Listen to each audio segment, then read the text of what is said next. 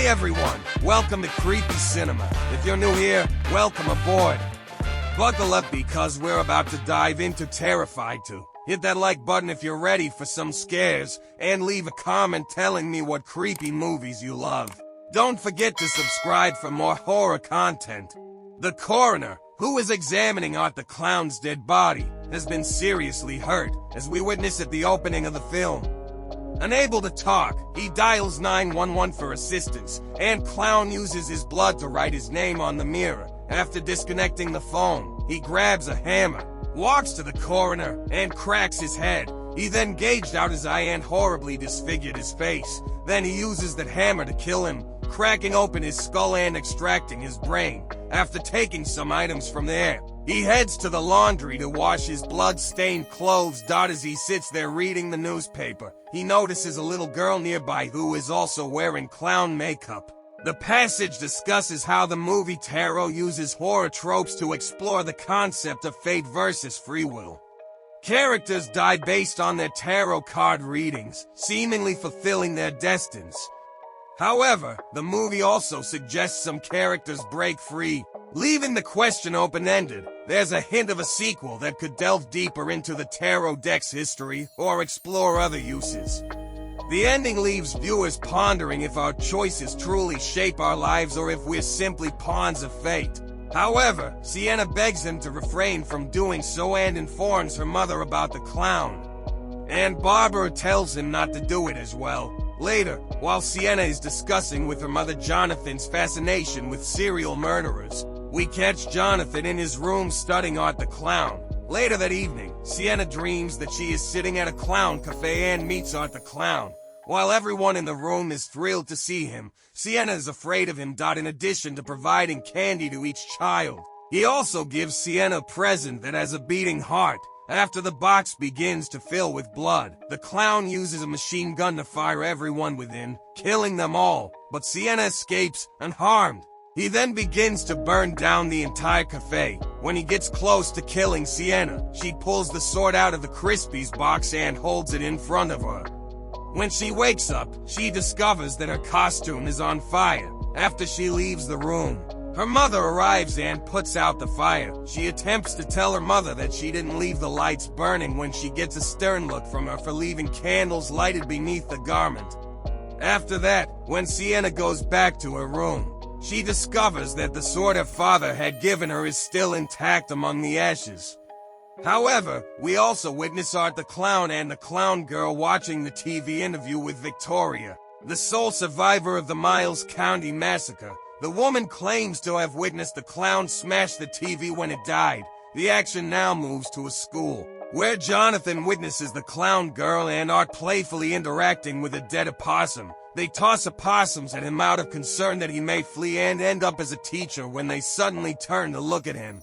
When she later discovers the opossum she believes Jonathan brought to school. However, as Sienna and her friends are discussing Victoria, one of them informs Sienna that Victoria went completely insane backstage and beat the anchor with her bare hands. Barbara becomes enraged with Jonathan after finding out that he has been suspended from school. Sienna visits the costume store in the interim to get a new set of wings. Here Ellie, her buddy, runs upon Art the Clown, but she believes it's just someone dressed as him. After that, in a moment of terror, Sienna looks up at him and notices that he is staring at her. It isn't until she realizes she left her suitcase downstairs while paying at the counter that the clown offers it to her. When Sienna sees him, she becomes extremely anxious, and he then begins to playfully irritate her. After the shopkeeper gets the bag, Clown moves in Sienna's direction. When the shopkeeper arrives and tells him to stop disturbing her, he stops harassing her, and Sienna goes. After she departs, the clown goes back to the shopkeeper and closes the store. The shopkeeper then threatens to contact the police as he begins to remove some tools from his backpack. Clown shatters a bottle on his head and stabs the same bottle in his eye as he begs him to go. After that, he decapitates him and strikes him on the head with the cleaver to kill him. When a mother and her child enter the store, they witness the clown grabbing the store owner's head. Jonathan tells Sienna at home that he met Clown at school today and shows her a picture of the girl who was with Clown in his dad's notebook. He claims she didn't appear human, and he believes there may be a link between her, the clown, and the former carnival. He asks her whether she is related after displaying several sketches to her that also include the drawing of the outfit, just before he passed away. Their father handed her the sword and made this persona for her. At that moment, Jonathan's mother arrives and informs Sienna that he has been suspended from school due to bringing a dead animal to class. Jonathan tells Sienna that the clown and the girl were the ones who did it, not him. Jonathan urges Samantha to spend the evening at home, but she refuses, claiming nothing will happen. The clown then visits Allie at her residence to see if she recognizes him from the costume store. Shutting the door, Allie tells him she can't offer him anything. However, he begins pounding on her door. When Allie tosses sweets into his bag, she discovers it is filled with tools and furiously opens the door, demanding that he go. When she realizes this, she becomes extremely afraid, enters the home, and looks out the window to watch the clown making his way out. She is preparing for Halloween at night when she hears the sound of breaking glass. When she comes downstairs to investigate, she notices that the door's glass is broken. It is only then that she notices a clown in the kitchen, which makes her feel uneasy. She attempts to flee, but he finds her and slashes her face with a knife. He then uses scissors to cut off the skin on her head and peels it off. He then breaks his hand, splits it apart, and opts the other hand in the middle before leaving. The clown reappears at that moment, pours bleach on her, and applies salt to her wounds as her phone rings and she moves to answer it. Her mother discovers the damaged balcony door when she returns home. Running to Allie's room, she witnesses the clown slicing meat from her body. Terrified to see Ellie is still alive, she loses all sense of safety. Then, after other kids arrive to their house, Clown puts candy on Allie's mother's head, and some of the kids comment about how sticky the candy is. Conversely, as Sienna and her friend Brooke are at the party, Sienna asks Brooke about Allie, which she requests that she enjoy the celebration. Barbara enters Sienna's room where Jonathan is seated in this residence. When he inquires about his father's book, she responds that he was ill. She slaps Jonathan when he labels her and she rips the book in a fit of rage. After a time, Barbara hears some noises and is surprised to discover the family car damaged. She believes Jonathan is the one responsible. Jonathan storms out in anger. Here Brooke admits to Sienna during the party that she mixed Molly into her drink. Jonathan, in the meantime, rushes back to his house after discovering the clown girl inside the clown's parked car. When Sienna phones her mother at this point, she learns that Jonathan used shaving cream, toilet paper, and eggs to cover the entire car. She discovers Art inside the car and gets shot in the face after hanging up the phone and starting to tidy up the mess. Returning to the celebration, Sienna becomes terrified when she notices the young child costumed as a clown. When Jonathan gets home, his mother's body is lying on the dining table, mangled. It's only then that the clown appears, places mashed potatoes on her plate, and then slams them against her face till it's unrecognizable. Jonathan attempts to get away, but the clown girl stops him.